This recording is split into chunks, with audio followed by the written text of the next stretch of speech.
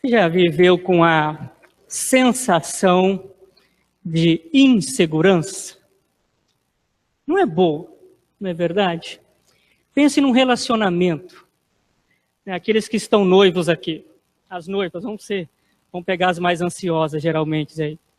Você imagina se daqui até uma data do casamento, a noiva sempre estivesse todos os dias preocupada, será que ele vai responder sim ou não? Não seria uma tortura isso daí? Ficar dia após dia na insegurança de uma resposta positiva ou não, ou de um laço que foi estabelecido com o noivado, poder ser desfeito a qualquer instante. Não é bom, não é mesmo? Pense no segundo passo de um casamento, né? E não é incomum isso daí. Maridos ou esposas que vivem na insegurança de uma traição. E vivem nessa paranoia. Com quem ele está, com quem ela está, o que ele ou ela estão fazendo. Será que ela está me traindo? Será que ele está?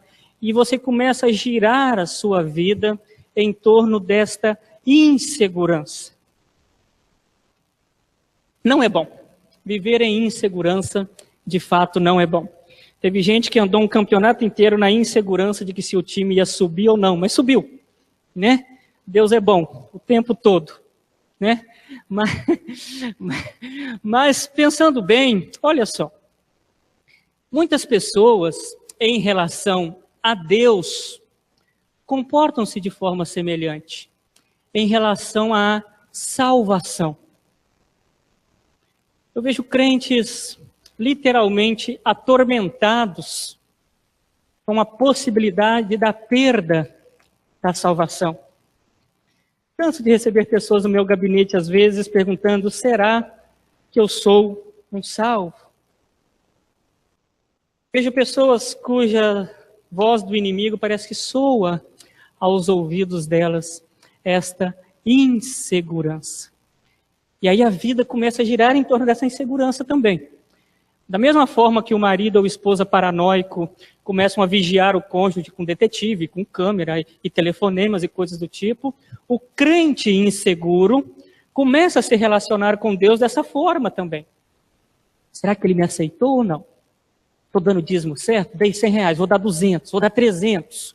Ai, meu pai, faltei um domingo, vou para o inferno, o que eu tenho que fazer? E aí começa uma paranoia na busca de ser aceito em virtude desta insegurança. O que eu quero falar a respeito, ou para você nesta noite, é que em nome de Jesus, a obra dele por nós não gera insegurança. Muito pelo contrário, gera segurança. A perseverança dos santos, ou a segurança dos salvos, é o resultado daquilo que a obra de Cristo está implantada em nós. Se você acompanhou os sermões anteriores, você vai poder acompanhar a linha de raciocínio. Hoje vai ser apenas a cereja do bolo. Super simples. Se você entendeu o seu estado pecaminoso, com a sua depravação total, se você entendeu que foi Deus que te elegeu incondicionalmente, você não tinha absolutamente nada a oferecer a Ele, e Ele te elegeu. Se você entendeu que Ele executa esta eleição, enviando Cristo por você, eu dou a vida pelas minhas ovelhas. Eu dou, não é a ovelha que conta. Eu dou a vida pelas minhas ovelhas. Se você entende que o chamado dele, a graça dele quando chega a nós, graça, favor não merecido, é irresistível.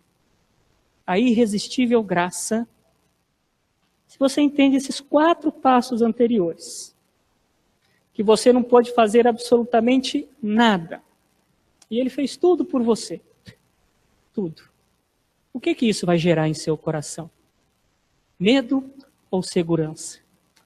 Quero argumentar com vocês nesta noite a respeito da segurança do crente, ou a perseverança dos santos, que é fruto da obra de Cristo por nós. O que a obra de Cristo gera em nós?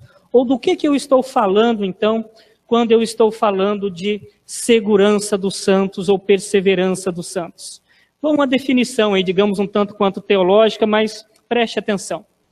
Pela perseverança dos santos, todos aqueles que verdadeiramente nasceram de novo, serão guardados pelo poder de Deus e perseverarão como cristãos até o final da vida.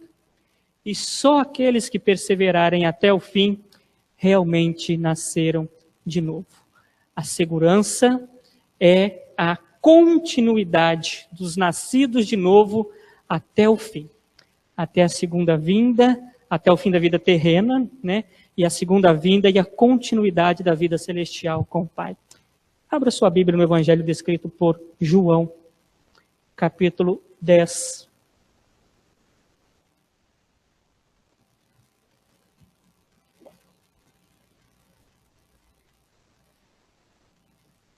Evangelho descrito por João, capítulo 10, do versículo 22 até o versículo 30. Evangelho descrito por João, capítulo 10, do versículo 22 até o 30. Acompanhe a leitura, por gentileza. Celebrava-se em Jerusalém a festa da dedicação. Era inverno. Jesus passeava no templo, no pórtico de Salomão. Rodearam-no, pois, os judeus e o interpelaram. Até quando nos deixarás a mente em suspenso? Se tu és o Cristo, dize-o francamente. Respondeu-lhes Jesus: já vou-lo disse, e não credes? As obras que eu faço em nome de meu Pai testificam a meu respeito. Mas vós não credes, porque não sois das minhas ovelhas. As minhas ovelhas ouvem a minha voz, eu as conheço e elas me seguem. Eu lhes dou a vida eterna. Jamais perecerão, e ninguém as arrebatará da minha mão. Aquilo que meu Pai me deu é maior do que tudo, e da mão do Pai ninguém pode arrebatar. Eu e o Pai somos um. Vamos orar ao Senhor. Deus nosso Pai, muito obrigado pela liberdade de estudarmos as Sagradas Escrituras. Muito obrigado porque temos um tempo confortável e aconchegante para nos reunirmos sem perseguição. Muito obrigado pelo privilégio de termos condições de estarmos aqui, ó Deus. E agora faz desse momento, Senhor, pela Tua graça e pelo Teu amor, um momento que não seja uma mera tradição religiosa ou um hábito domingueiro, mas que seja um momento de expressão da nossa alma em gratidão ao Senhor. Fala conosco, ó Pai.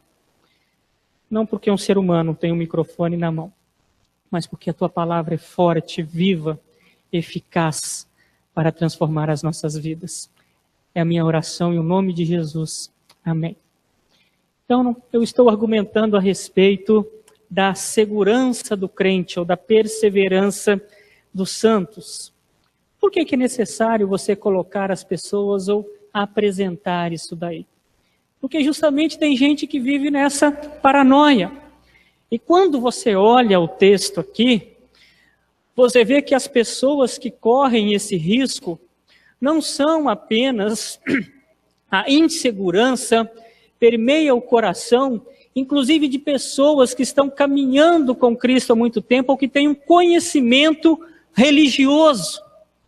Se você olha o contexto do capítulo 10 e o finzinho do 9, o capítulo 9 é a cura do cego e existe toda uma discussão onde os mestres da lei, aqueles que deveriam ser pastores das ovelhas, orientá-las e ajudá-las, ficam criticando e procurando averiguar se o cego foi curado da forma correta, se deveria, se ele não estava mentindo e qualquer coisa do tipo.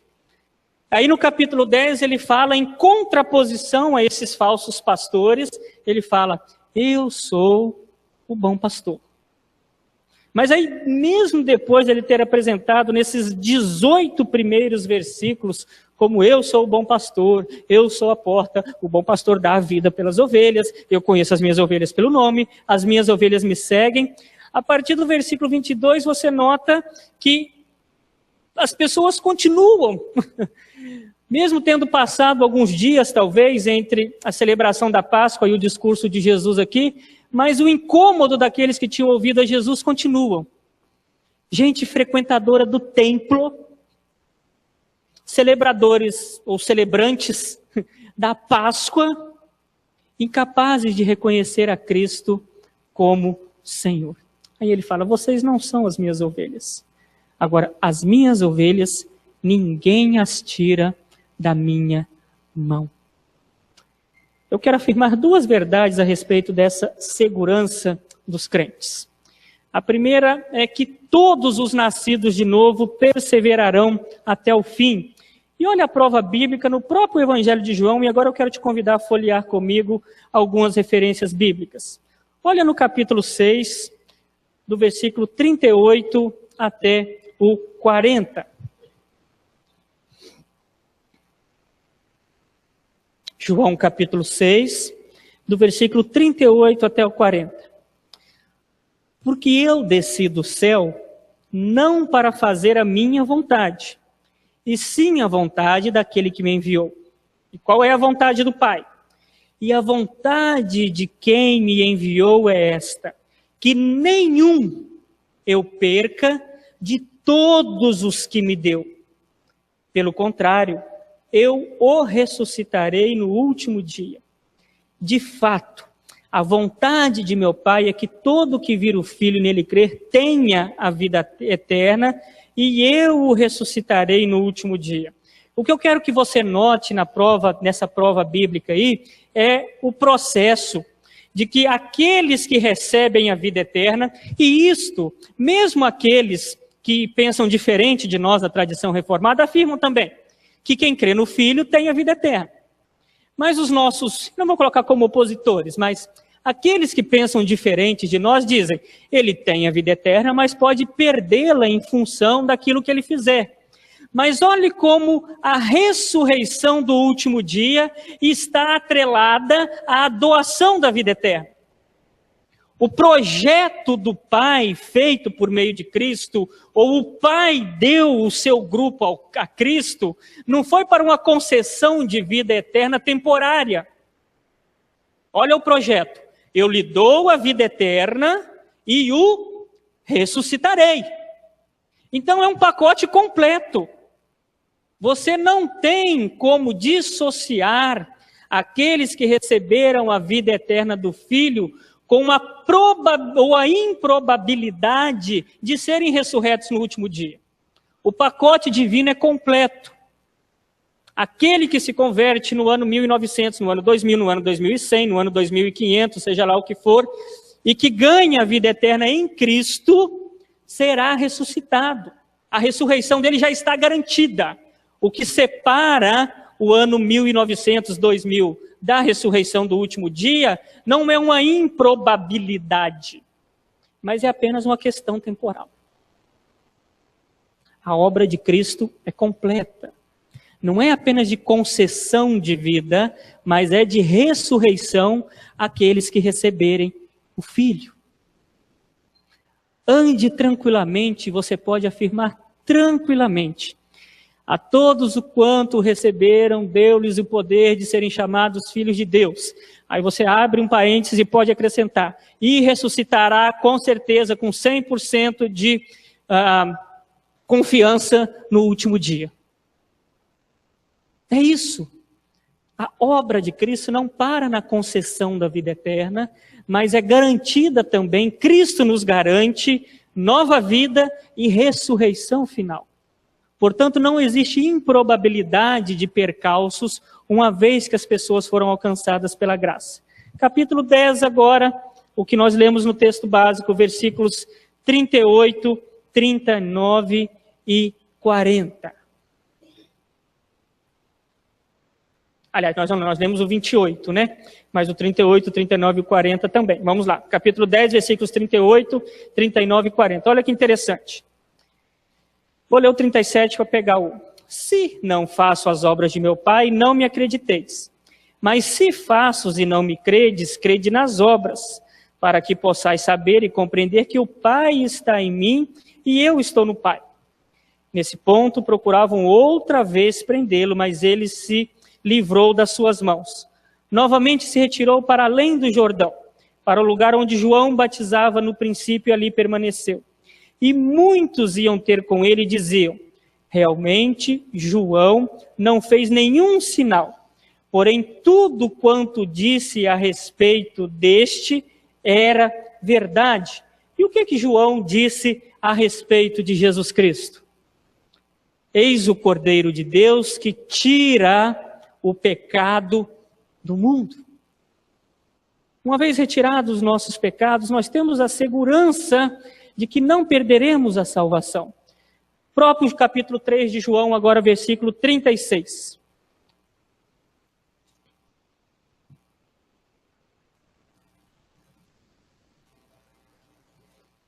João capítulo 3, versículo 36. Ele usa a figura da agricultura aí. O ceifeiro recebe desde já a recompensa e entesoura o seu fruto para a vida eterna. E dessarte se alegram tanto o semeador como o ceifeiro. Então, olha só, nós somos os frutos divinos do ceifeiro. E nós somos guardados como fruto deles para quando? Para a vida eterna. Ele não fica brincando de colhe e joga fora. Uma vez que foi colhido, você está garantido para a vida eterna. Ninguém nos arranca da mão do Pai, do melhor agricultor e daquele que tira o pecado do mundo. Está entendido isso daí? Precisa de mais clareza bíblica de quem nunca nos arranca da mão do Pai. E eu poderia citar dezenas de outros versículos, talvez um bastante conhecido, né? Porque eu estou bem certo de que nem morte, nem vida, nem anjos, nem principados, nem coisas do presente, nem do porvir, nem qualquer outra, nem poderes, nem altura, nem profundidade, nem qualquer outra criatura poderá nos separar do amor de Deus. Nada quebra esse laço daqueles que foram comprados pelo sangue de Jesus. Durma tranquilo. A questão é que agora você deve estar se perguntando: pastor, como que eu vejo pessoas frequentando a igreja e virando as costas para o evangelho? Como que eu vejo pastores abandonando o ministério? Como que eu vejo crentes que preencheram esses bancos de uma forma tão bela, tão avivados outrora, e agora viraram as costas para o evangelho? Respondo de duas formas. Nós não sondamos corações, mas aos olhos das Escrituras existem duas probabilidades. Aqueles que são salvos e estão passando por um momento de afastamento, ok? Não tenho como identificar, mas todos nós, enquanto cristãos, corremos o risco de temporariamente nos afastarmos do caminho divino. Todos nós somos filhos pródigos em algum momento da nossa caminhada. Mas existem aqueles que alicerçam a sua salvação em bases muito frágeis. Existe uma falsa segurança de salvação. Aos meus alunos da classe de primeiros passos, eu insisto muito nisso com eles. Os 4 grupos de pessoas em relação à salvação. Os que estão perdidos e sabem que estão perdidos, os que estão perdidos e pensam que estão salvos, os que estão salvos e sabem que estão salvos, os que estão salvos e pensam que estão perdidos na sua caminhada. Eu quero destacar aqui um grupo. Os que estão perdidos e pensam que estão salvos. Pastor, pode alguém achar que está salvo e estar perdido? Pode, Abra sua Bíblia lá em Mateus capítulo 7, a partir do versículo 21.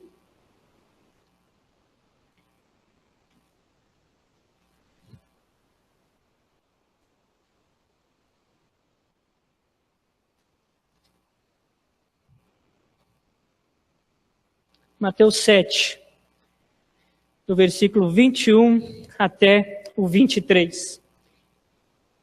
Nem todo o que me diz Senhor, Senhor entrará no reino dos céus, mas aquele que faz a vontade do meu Pai que está nos céus. Olha o versículo 22. Muitos naquele dia hão de dizer-me, Senhor, Senhor, porventura não temos nós profetizado em teu nome, e em teu nome não expelimos demônios, e em teu nome não fizemos muitos milagres? Então lhes direi explicitamente, nunca vos conheci. Apartai-vos de mim, os que praticais a iniquidade. Presta atenção. Jesus não questiona a autenticidade das profecias. Jesus não questiona a autenticidade da expulsão dos demônios. Jesus não questiona a autenticidade dos milagres feitos por essas pessoas. E essas pessoas fizeram profecias, expeliram demônios e realizaram milagres. E foram para o inferno. Porque a base da salvação desses que aqui estão eram as suas obras e sinais. E não a pessoa de Jesus Cristo. Então cuidado. Porque você pode estar passando por uma falsa segurança. Você pode estar achando que a segurança da sua salvação está baseada na quantidade de dinheiro que você coloca numa campanha de 7 dias, num carnê que você paga, em votos, em água do Rio Jordão, em rosa ungida, em sal, em seja lá o que for. Pastor, mas as pessoas que frequentam essa igreja são tão sinceras, choram, são sinceras. E são sinceramente erradas. Não falo isso com alegria e não desdém. Você pode estar sinceramente errado e perdido. Porque a base da nossa salvação não são esses sinais. Eles podem acontecer. Eu creio em milagres. Creio que há situações de possessão demoníaca. Mas isso para mim não é termômetro de salvação. A garantia da minha salvação é a obra de Cristo em todos aqueles, ou para todos aqueles que o aceitarem e entendem que a todos quantos o receberam, esses é que são transformados em filhos de Deus. Cuidado, você pode estar alicerçado em bases muito frágeis, disfarçadas de religiosidade. Disfarçadas de religiosidade. Uma segunda base frágil em que nós disfarçamos ou nos apoiamos, Marcos capítulo 4, versículos 5 e 6.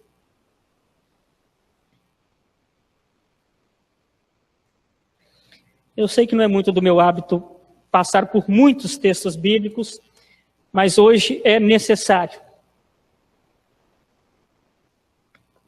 Marcos capítulo 4, versículos 5 e 6, e depois nós vamos por versículos 16 e 17. Versículo 5 e 6, bastante conhecido, mas olha a figura. Quando você joga a semente, ok? E o destino dessas sementes é o resultado delas. Versículo 5 e 6, o resultado de uma delas. Outra caiu em solo rochoso, onde a terra era pouca, e logo nasceu, visto não ser profunda a terra. Saindo, porém, o sol a queimou, e porque não tinha raiz, secou-se. Vai nos versículos 16 e 17, Cristo explicando isso daí. Semelhantemente, são estes os semeados em solos rochosos. Quem são esses? Os quais, ouvindo a palavra, logo a recebem com alegria. Mas eles não têm raiz em si mesmos, sendo antes de pouca duração. Em lhe chegando a angústia ou a perseguição por causa da palavra, logo se escandalizam. Eu acho isso interessante porque existe um grupo de pessoas que recebem a palavra com alegria. Tem uma empolgação inicial. Mas o alicerce novamente, ou solo, não é fértil. Pastor, quando que isso acontece? Quando as pessoas são convertidas, não à pessoa de Cristo, Mas tem gente que é convertida pela programação da igreja. A pessoa veio num culto animado, não se converteu ou não se foi encontrado, não entendeu a obra de Cristo. Ele converteu-se à música. E enquanto a música for satisfatória, a pessoa fica. Cortou a música, a pessoa sai. A pessoa vem na igreja e converte-se a um pastor, falante, eloquente, brincalhão, seja lá o que for. Enquanto o pastor estiver atendendo às necessidades dele, ele fica. Sai a figura pastoral, o balão estoura ou murcha.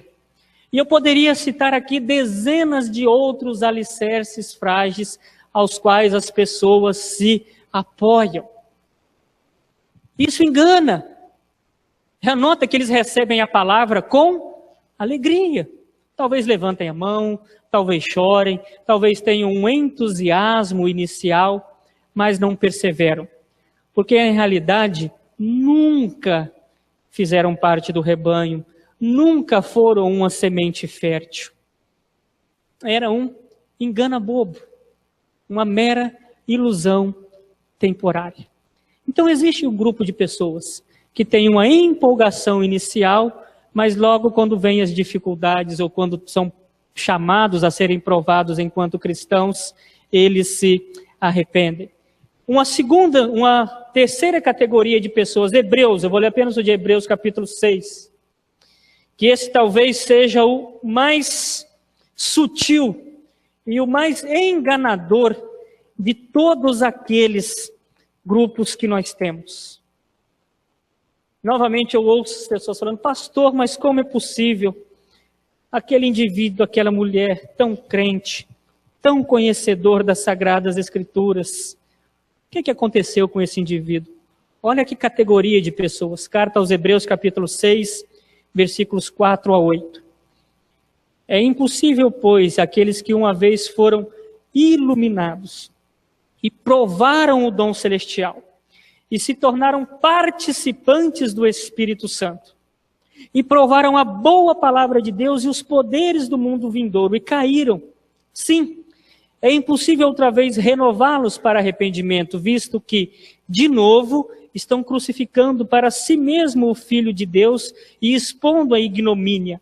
Olha como ele explica agora essa questão que ele apresentou com a figura da agricultura. Porque a terra que absorve a chuva que frequentemente cai sobre ela e produz erva útil para aqueles por quem é cultivá-la, recebe bênção da parte de Deus. Ou seja, o coração fértil recebe bênção da parte de Deus, produz bênção. Mas qual é a categoria de pessoas que ele está falando do versículo 4 até o 6? Mas se produz espinhos e abrolhos, é rejeitada e perto está da maldição. Meu querido irmão e minha querida irmã, e esse aqui é um perigo muito grande. Existe uma categoria de pessoas que recebeu iluminação, entende as verdades das Sagradas Escrituras, provaram o dom celestial. Todos vocês que estão aqui nessa noite provam do dom celestial de uma certa maneira. Tem a mensagem da cruz, pregada, cantada. Tem a leitura das Sagradas Escrituras, que é dom celestial também, manifestação de graça por nós. As crianças estão lá recebendo o dom celestial. Nós, pastores, oramos por todos os que estão aqui. Você prova do dom celestial. Existem aqueles também que chegam até provar da boa palavra de Deus e os poderes do mundo vindouro. Tem aquilo que me irrita muito em festa, mas tudo bem, o canapé que antecede a carne, né? Que a pessoa fica te enrolando durante horas com canapé, mas tudo bem. As pessoas provam um canapé celestial. Tem isso, mas nunca provaram da carne do Cordeiro de Deus e nunca foram transformados.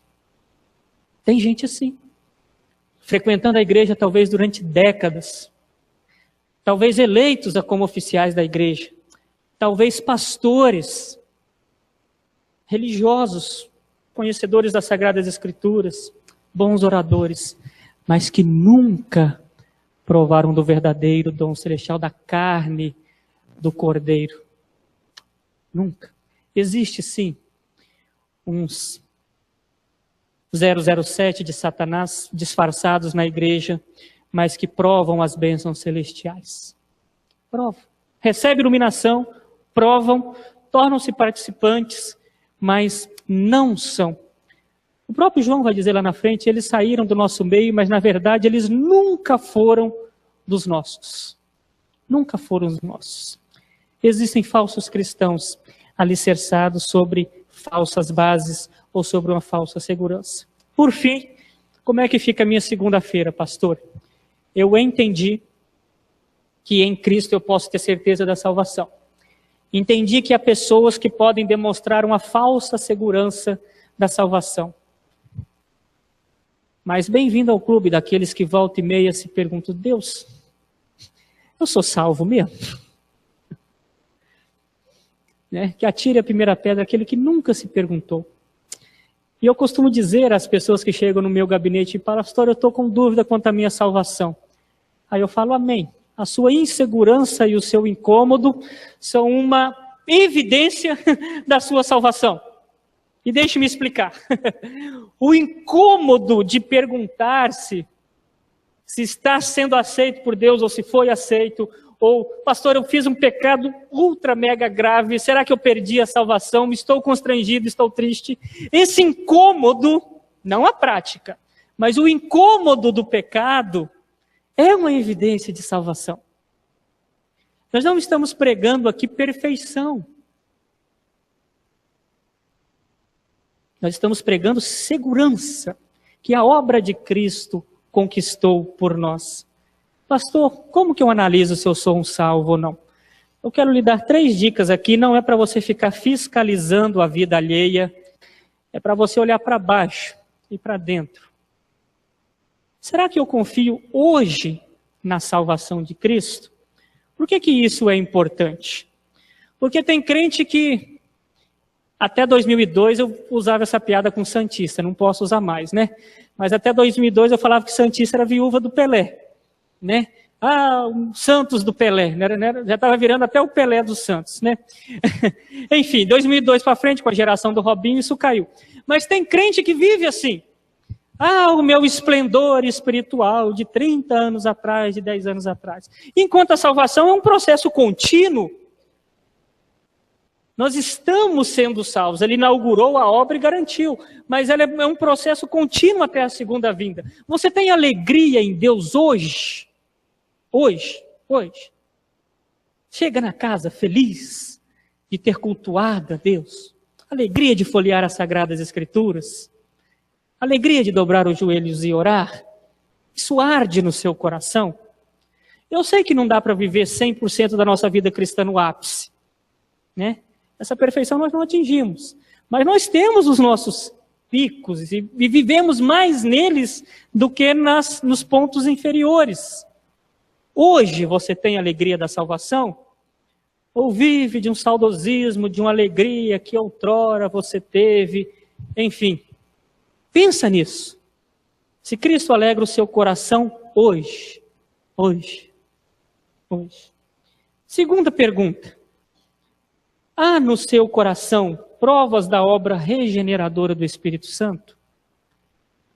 João capítulo 15, versículo 16 diz, não foste vós que escolheste a mim, porém eu escolhi a vós, e vos designei para que vades e des fruto.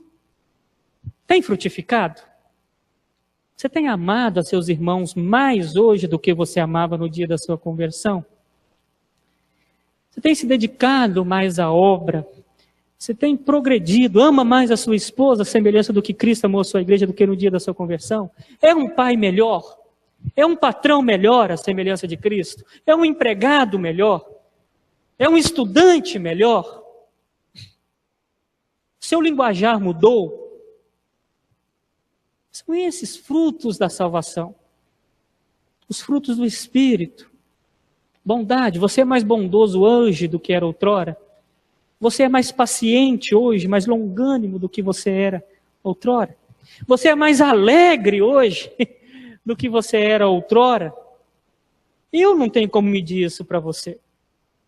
Eu sempre falo, eu enquanto pastor não sou delegado divino, não tenho procuração divina. para fiscalizar a sua vida. É você quem tem que perguntar isso aí. Será que eu percebo uma tendência constante de crescimento? Eu quero encerrar aqui. Segunda carta de Pedro, capítulo 1, versículos de 5 a 7.